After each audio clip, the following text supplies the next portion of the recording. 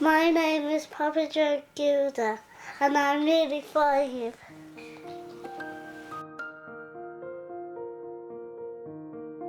Poppy was a very healthy, well, normal 14-month-old baby.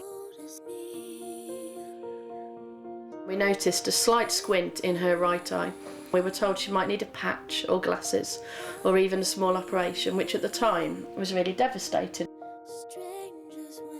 However, very, very, very rarely these squints can be caused by a brain tumour, and unluckily for us, Poppy's tumour was the cause of her squint.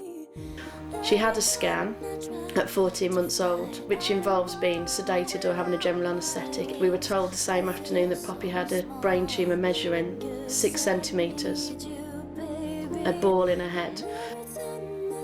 We were told if it wasn't removed that she would be dead within months, but the operation to remove it could very easily take Poppy's life as well.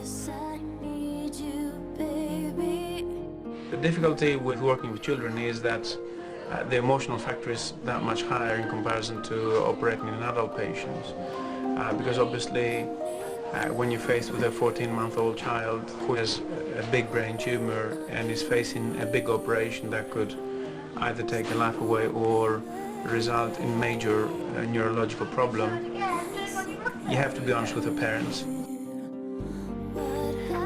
Once the diagnosis had been fully clear, I suppose it felt as though our life had totally been turned apart.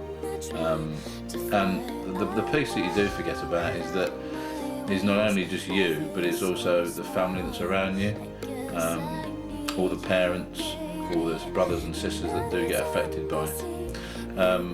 But obviously our immediate concern was Poppy. You feel as though it is all you, because you had a 14-month-old child that has no problems. He's walking, he's playing fine, he's doing normal things, but you know there's this tumour inside him that needs treating.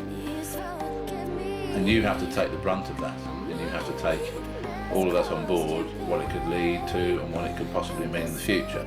And that is probably the biggest burden. When Poppy was diagnosed, we felt completely isolated. We'd never known a child have a brain tumour. We'd heard about children having leukemia, but certainly didn't realise that children get brain tumours. When you take your baby down for an 8-hour brain surgery, it's the most awful feeling, and we really felt that we might be seeing her for the last time. There was Poppy on our shoulder, bouncing around, going bye-bye, bye-bye, while our hearts were breaking. Birmingham Children's Hospital were fantastic towards us. We spent time at the hospital, and we always revert back to the first time we went on the oncology ward, when you see a room full of children who have got no hair, who are dealing with cancer illnesses and are walking around with stands with drips stuck into the various parts of their bodies. And you think you're the only one. Well, you're not the only one. And at that point, that changed it for both of us.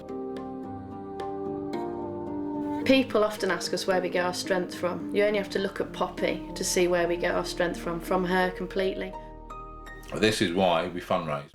This is Poppy Gilda, 5 days after having 60% of a huge brain tumour removed from your brain.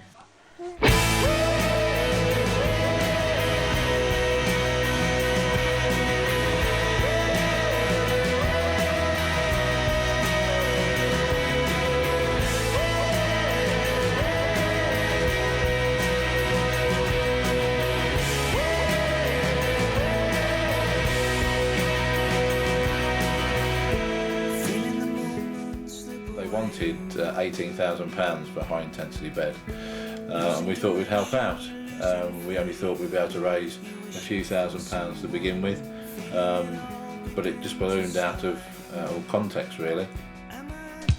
Okay, so here's what's happening. It's Everything Must Go, the TV programme. We've teamed up with them and we're trying to raise as much cash as we can for Birmingham Children's Hospital. for a little girl called Poppy who's gorgeous. Poppy is only 18 months old, and 6 months ago she was diagnosed with a brain tumour. So we are raising money. We need £7,000. That's a lot. For a high dependency bed. Having one of those beds on the ward would mean that children who are having quite horrendous surgery then wouldn't need to go to intensive care. They could come straight back to the ward. Whoever has got their wallets out on option night, raise well, be fearless in your spending. Make sure you get some good money because it is for a good cause. Exactly. See you later. Peace. Here's Westlife. Again, a lovely watch. This for Poppy. See you guys soon. Last September here on Central News, we met a little girl who's beaten all odds in battling a brain tumour. Poppy Gilder was given just a 50-50 chance of survival. Now she's well enough to go back to the hospital, which cared for her after raising thousands of pounds to say thank you. Am I just like you? The father of a little girl who beat the odds to survive a 6-centimetre brain tumour is travelling 1,000 miles to raise money for the hospital which cared for her. 2-year-old Poppy Gilder's dad, Brian, is driving around the country to help Birmingham Children's Hospital buy a neurological scanner.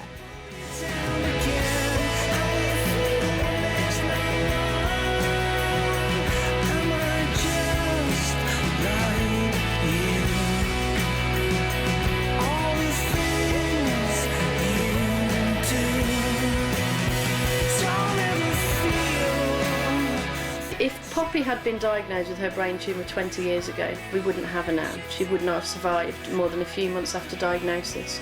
But thankfully, because of money that other people have put into research, we still have Poppy. Poppy was put on a trial drug that other children with her tumour type hadn't had, and we were very lucky that it had been very successful. And further research means that we should hopefully help Poppy through the next step of her treatment. From when Poppy was diagnosed, we agreed for all of her scans, any bits of tumour that were removed, any bloods that were taken to be used for research, because we knew it would help other children, but we also knew one day it could help Poppy. Dr. Pete obviously needs funding to help with research, and he's actually developed a new scanning technique called an MRS scanner. Poppy has been having MRS scans since quite early on in her treatment, and these show the aggressiveness of a tumour and how active a tumour is without the need for surgery. Using MR spectroscopy, we can place a box around the tumour and record the chemicals that are present within that box. We can take the samples from the tumour and bring them over to the centre here and use the much more powerful magnets to get much more detailed information on the chemicals that are present within the tumour. Well, what we'd like to do is both help ourselves to diagnose childhood cancer and to tailor the treatment that we have to the individual patient. Further money will help Dr. Pete refine these techniques so that children hopefully won't need surgery just to find out the grade of their cancer. We often worry that we're calling upon the same people every time to help us out. We're really, really lucky to have so many fantastic friends and all our family who do. They're all here tonight and they still support us every step of the way, no matter what we ask them to do, how we ask them to dress or how we ask them to behave. We've also been amazed by people in Tamworth and Nuneaton and Birmingham and even further afield who've heard about Poppy and heard about our story and have supported us. And we need all the people here still to please keep supporting us, because obviously the more money that we get, the more people we can help and the more children can be helped.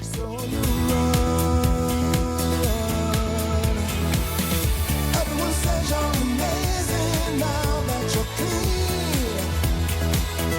Oh, you know who the real ones are, 'cause you see. There's only one question I want to ask. Is it healing when you hear everyone say you're amazing? Does anyone ask you, do you cry in your sleep? And do you feel okay when you run? Thinking it's doomsday, you got to let it go. So you run, so you run. Pretend you don't see it, that we can live the life when you run.